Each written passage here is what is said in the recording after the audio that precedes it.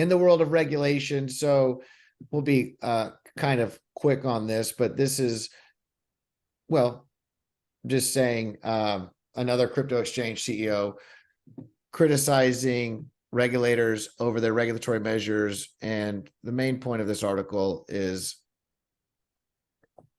well, there was a whistleblower that I think is the one take. So you have like two parts here. You got the yeah, Kraken CEO and talking about how he's not gonna he doesn't want to he's paying the fine, and essentially they're gonna not shut down. They're shutting down their staking, but they're not gonna try to do any regulatory. They don't want to register as a security with this SEC, right?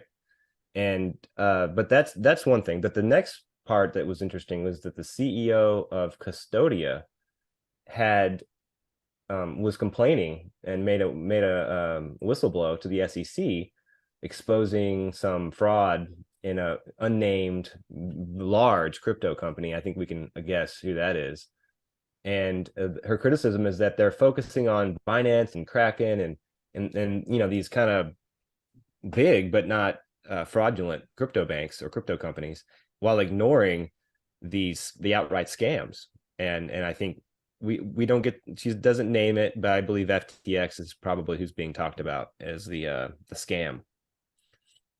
it's not criticizing regulation per se. The point is that where the regulation is focused and who the regulators are going after. And the idea is, like he says, that Binance, Kraken, Coinbase, Gemini, these are more of the transparent, they're the most solid organizations out there. So when the SEC is going after them to fine them 30 million for not filing this paperwork or trying to squeeze out this money, this fine, they're saying you're ignoring the FTXs that are out there that are fraudulent, that are scamming people. So and then that kind of goes to their motivation. If there is some kind of cynicism, if we can read this in a cynical way, it almost makes sense that they would ignore the outright scams, because if they are hostile to the space, then letting that blow up and become like a contagion, serves their goal, because they can say, hey, look at how awful this is, we got to regulate. Well, you bring up a good point. I've actually thought about this for years now, looking at crypto. You have some of the most brilliant minds in finance and in law and in regulation that exist in these institutions all around the world.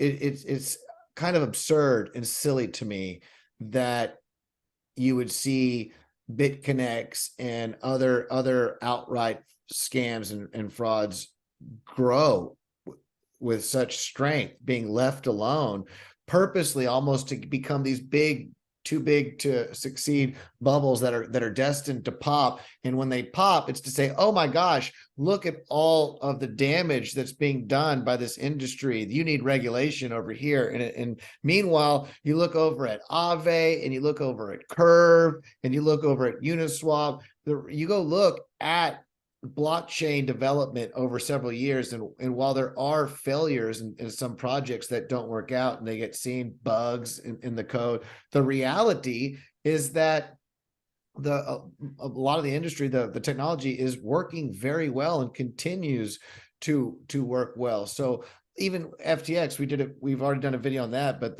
there's a lot of ignorance, there's a lot of misconceptions surrounding FTX, and that FTX failure was not a crypto failure. It was a corporation that had access to banking.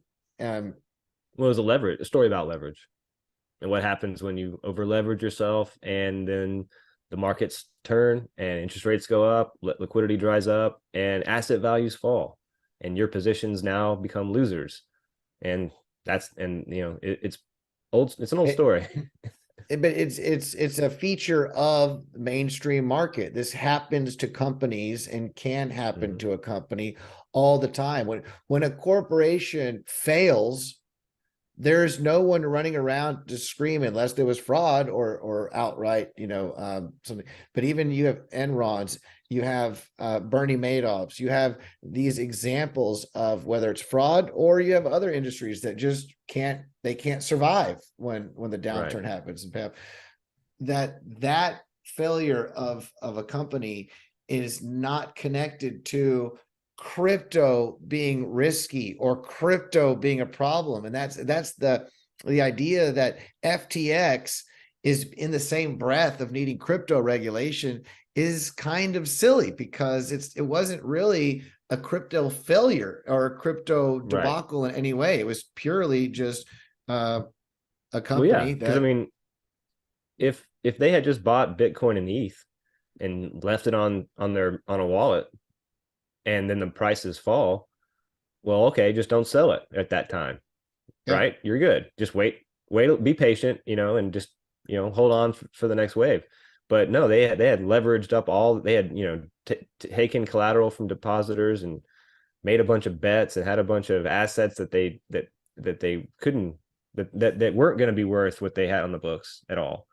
And yeah, it was a pretty simple story. But anybody holding Bitcoin, and if you had pulled your Bitcoin out of FTX, a week before this happened, you're good. It's not like Bitcoin had a it's not like Bitcoin failed or the blockchain had a problem, or no, it's these third parties that levered themselves, just happened to do it in crypto market, right? But you could, and the irony that is same that story plays out everywhere. And you look at FTX, its growth was hand in hand surrounded by politicians or people in the financial industry. So FTX was able to get as large as it did with the support and the blessing of many people working in that industry around it. So when this blows up, and then to rush and say, whoa, we need regulation. It's like, well, where were you all? What's going to stop that happening under regulation? You can still bribe the same, if you have millions of dollars to donate to these political campaigns, even under a regulatory environment, you can get those regulators can become captured. Yeah. I mean, it's really not a, there's really no way out of that. This is just continue with the regulatory story with blockchain and crypto. And we're hoping and looking for that rational regulation to take place that allows for blockchain and crypto to grow and develop in a harmonious and safe way, with research and development taking place. But we'll also, it's great to be able to stop scammers and hackers and fraudulent, whatever, all the stuff, all the nefarious and horrible things that people are out there using blockchain for, that needs to be stopped. And, yeah, for sure. It's not it's not an either or thing. It's, it's, there's a third way. We can have regulations that aren't overly restrictive, but also punish people who engage in fraud. If you like this information and you would like to learn about what's going on in the economy, the macro outlook, and how it applies to blockchain and the opportunities, you like this channel, hit the subscribe button, notification, hit the like button. That helps this knowledge get out. And of course, we will leave links below. You can support the channel below. And of course, if you like one-on-one help, and you're saying, God, I would like to learn more about proof of work, proof of stake, layer ones, layer twos, what airdrops, IBC, interoperability, how does this stuff work? A Web 3.0 wallet, storage, security. That's right. We can help you out. Just fill out this information, your name, your email, what you'd like to learn about, and drop us a little message, and we'll be happy to get back to you and set up a time for some one-on-one consulting or some group tutorial sessions if you are with a firm or institution that is looking to catch your people up to speed. That's what we do, catch you up to speed.